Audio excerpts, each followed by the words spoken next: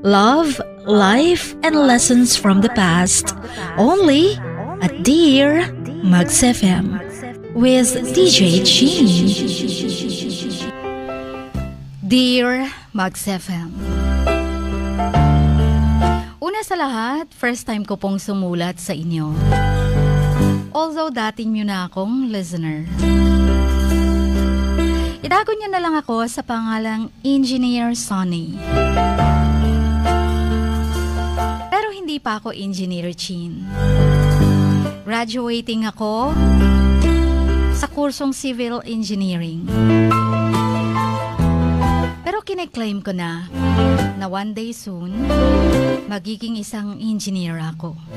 Graduating, kaya meron kaming work immersion. At sa work immersion na to, dito nagsimula ang aking kwento. I need to rent a room para mas malapit doon sa place kung saan kami nagwo-work immersion. At dahil malayo ang lugar namin, kailangang magrenta ako or mag-boarding house. And so nakahanap ako. Bed spacer nga lang. At sa isang room, dalawang bed spaces. Ang isa, meron nang naka-occupy. Nauna lang siya ng 2 weeks sa akin bago ako dumating. Noong una, hindi ko pa nakilala yung roommate ko. But that boarding house ay for the boys only. Kaya, syempre, walang girls na nakahalo. Pero malapit lang din sa amin ang isang boarding house din na all for girls only. Alam mo ba yung sobrang dami ng boarders? Kahit anywhere, you can't really say na ma-please mo ang lahat. And then, there's jealousy na tinatawag. Inggit dito, inggit doon. And jealousy cannot be avoided. Kung bakit? It's because it's more than a character flaw or a bad habit. Tulad ng isang taong para bang may problema sa self-esteem niya. Napaka-low ng self-esteem niya. Kung saan jealousy ang nagpe-prevail. I mean to say, someone who is battling low self-esteem who could be aware of the jealousy. You acknowledge it and then try to stop it. Itago natin sa pangalang Meno. Meno, ang pangalan niya in short, ang tawag sa kanya dun sa boarding house na yon. Siya ang roommate ko. Lalaki lang, lalaking lalaki ang tindig. Pareho kami ng taas. Pareho din kaming nag-work immersion lang. So kasing edad ko lang din siya. Nagkakilala kami and then tawagan namin bro. And then akala ko suplado siya pero nung tumagal na, he was like a brother to me. Until we became best of friends. For almost 3 months of being roommates, kilalang-kilala na namin ang isa't isa. Sa lahat ng bagay, magkasama. Sa lahat ng bagay, magkasundo. Gumagala kung saan-saan. Nagkakasundo kung anong dapat gagawin or anong mga gimmick na naman.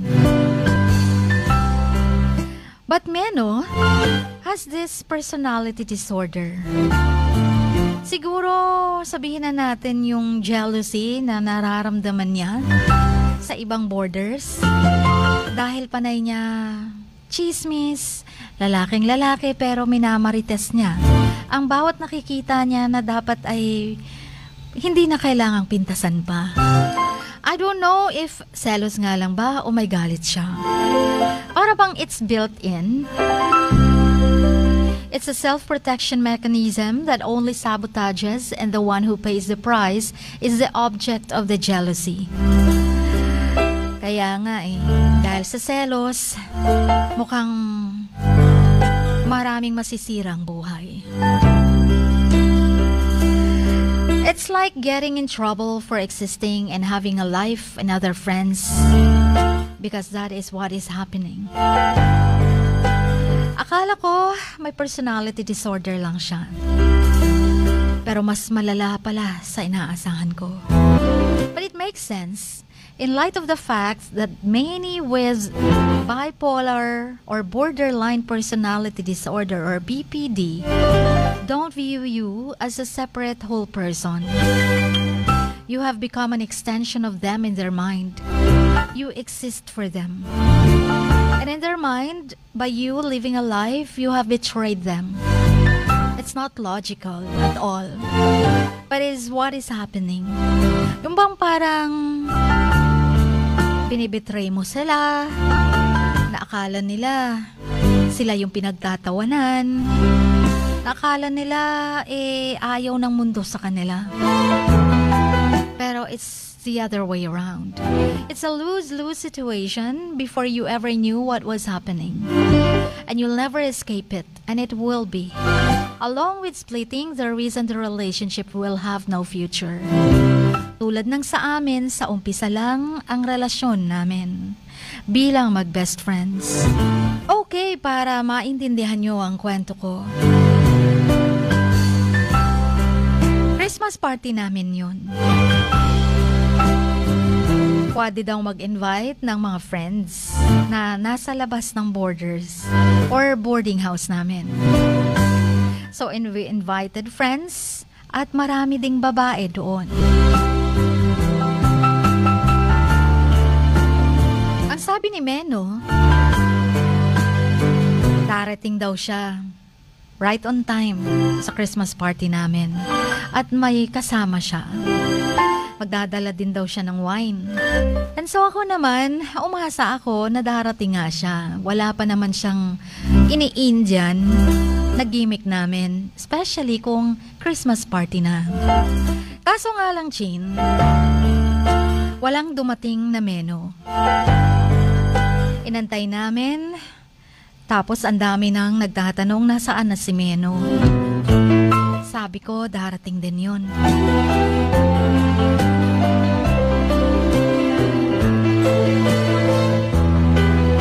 When it came time for getting ready for the party,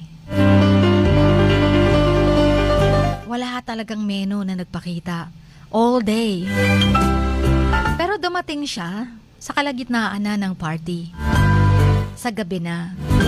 Sabi niya pa, "Uy, pasensya na at nahuli ako. Pero sige, lalabas ako mamaya. Pagpapalit lang ako. And I'll join you guys." So he went in his room and never came out. Pumunta ako sa room namin and then sabi ko, labas ka na. Tinignan ko rin to see if he was okay. And he said he'd be right out. But he never came out. And everyone asked, sana siya? Sana si Meno? And we were worried. Nagtapos na lang ang party, walang Menong lumabas. The next day, nagising ako na maingay siya. He came out of the room and then bumalik and then tiningnan ako ng pagkatalim-talim ng kanyang mga matang parang nagda-darken na. And it scared me. Tinanong ko siya, na paano ka? Tinanong ko siya kung kumusta siya. Tinanong ko siya kung bakit hindi siya lumabas at nag-join sa amin. But he just left the boarding house all day. Hanggang sa kinagabihan, dumating siya. Ibang-iba na, without scary eyes. And he made excuses for not joining the party. And that he was sorry. Sabi ko sa kanya, na-miss ka namin sa party. Sayang, ang dami pa namang naghihintay sa'yo. Gusto kang makilala. especially girls, and that we had been worried about you. Yun ang sabi ko kay Meno. But he immediately said, narinig ko nga kayo nagtatawanan. I heard you were having a good time. And he was mad and upset about this. Nagalit siya, Chin. Kasi sobrang nag-enjoy daw kami kagabi. Grabe daw tawanan namin. I replied him na just because you choose not to join the gathering does not mean hindi na kami pwedeng magkaroon ng good time. Hindi ibig sabihin na wala ka dun, hindi na kami pwedeng maging masaya. Hindi na kami pwedeng mag-party. Siyempre may mga bisita din ako, kailangan ko din silang asikasuhin. And being present for them. And yet still, I also made time to be responsible, to be concerned about you. Sabi ko. Kaya nga ako bumalik ng balik dun sa kwarto natin para yayain ka sa labas. Pero nagalit siya. Hindi ko maintindihan kung anong klaseng personality meron siya. Niyaya naman namin siya, ayaw niyong lumabas. Ngayon galit siya dahil nag-enjoy kami sa party. And then later on, nasabi niya sa akin, magkalimutan na daw kami sa friendship namin. From that on, time on, wag niya na daw akong tawaging best friend niya. Wala na daw Meno sa listahan ng mga friends ko. And then again, he brought up the party and how he knew the relationship was over after I had berated him for missing the party. Yung ibig sabihin nun, gusto kong isigaw na you did not let me get away with abusive, manipulative bullshit and stood up for yourself when I got jealous and had a good time without me there. Parang ganun. Yun yung gusto niyang sabihin. So nagsiselos siya sa mga kaibigan ko. Nagsiselos siya dahil nagkaroon kami ng good time nung party na yun. Pwede naman siyang maging part ng party na yun. And had a good time. Even my board mates being right in the home. Laging kinakatok siya. His door being knocked on, asking if he was okay. And being remembered. But still, it doesn't matter. He still got jealous. And I still got in trouble. So, hindi ka mananalo sa taong ganun ang personality. Jealousy and personality disorders is not what it seems. It's not normal jealousy. It is another manipulation to control and abuse you. It's not logical because it's not rooted in reality. Ang masaklap lang, yung ini-aim niya na si pinagsesalosan niya, parang mini-make sure niya na someone else pays the price for the pain, for the insecurity and anger that they feel. Yung bang ikaw pang magbabayad sa kaselos-selos nila na wala naman sa lugar. So it's another dangerous and toxic means the disorder is spilling out.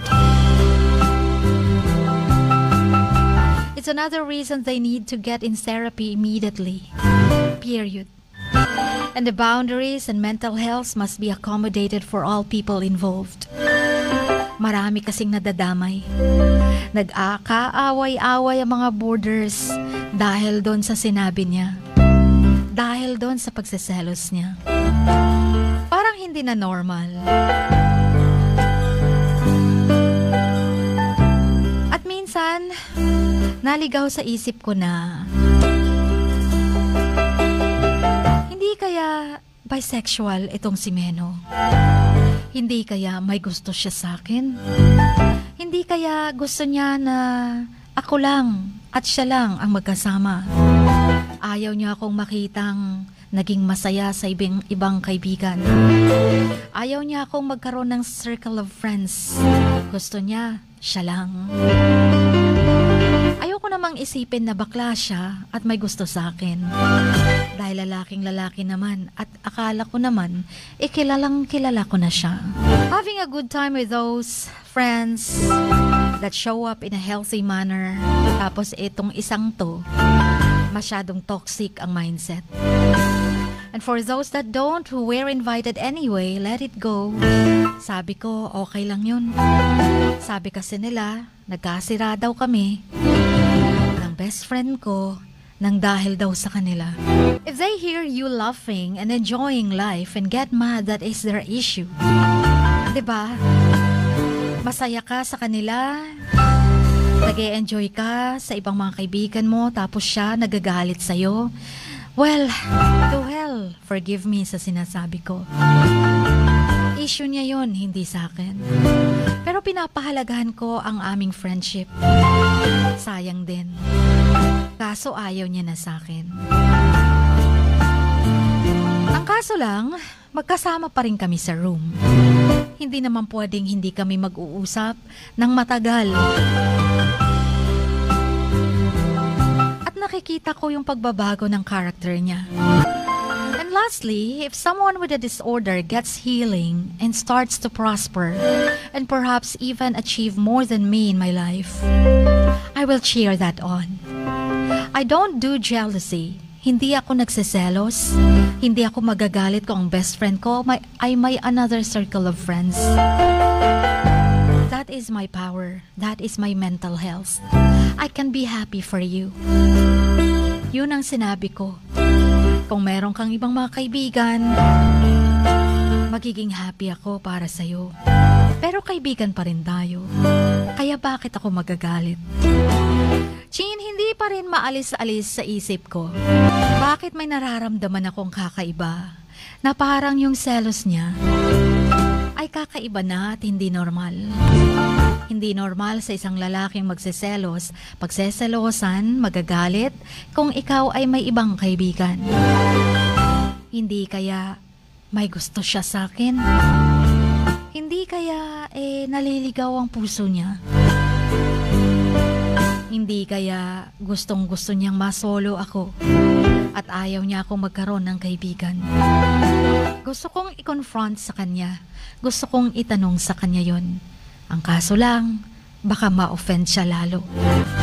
And so ngayon, gusto ko na lang magkaroon ng circle of friends na walang toxic ang mind. Na hindi yung tipong chini-cherish yung pagkakaroon niya ng bipolar disorder or borderline disorder or borderline personality disorder or BPD. Gusto ko lang maging masaya habang bata pa. Sana'y you can advise me. What shall I do?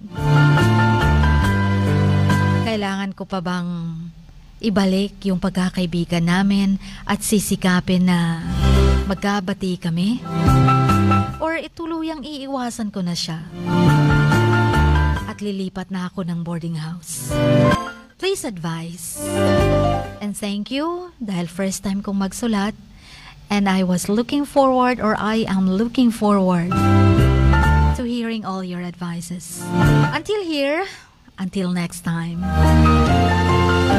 Ang inyong kamags, always, a Max listener, Engineer Sonny.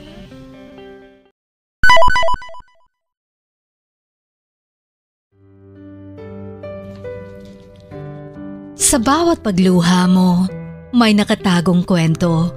Sa bawat ngiti mo, may gustong sabihin ng puso mo. At sa likod ng iyong halakak at maging sa pagkabiko mo, may mensaheng nakabalot sa iyong pagkatao. At ang tanging nais mo lamang ay mapakinggan ng mga ito ng buong mundo. Dear Max FM with DJ Chini. Life has got all those twists and turns. Stand up for what you believe in, what lies behind you, and what lies in front of you. pales in comparison to what lies inside of you. Dear Max FM with DJ Chini. Sabi nga nila, ang pagsusulat kapag masyado mong diniinan hanggang sa susunod na pahina ay nagmamarka. Katulad ng pagmamahal, kapag masyado mong ibinigay ang lahat, yung sakit na gawa ng nakaraan, dala pa rin hanggang kasalukuyan. Dear Max FM, you own your story and you are the author of your own book of life. Don't let others write your script, but let others hear your story and make them inspired. Kaya sumulat na, maging bahagi ng aming programa, Dear Max FM with DJ Chini, tuwing Lunes hanggang Biyernes, 1:00 hanggang 3:00 ng hapon sa Max News FM, Sock Sargent. Love, life, and lessons from the past, only at Dear Max FM with DJ Chini.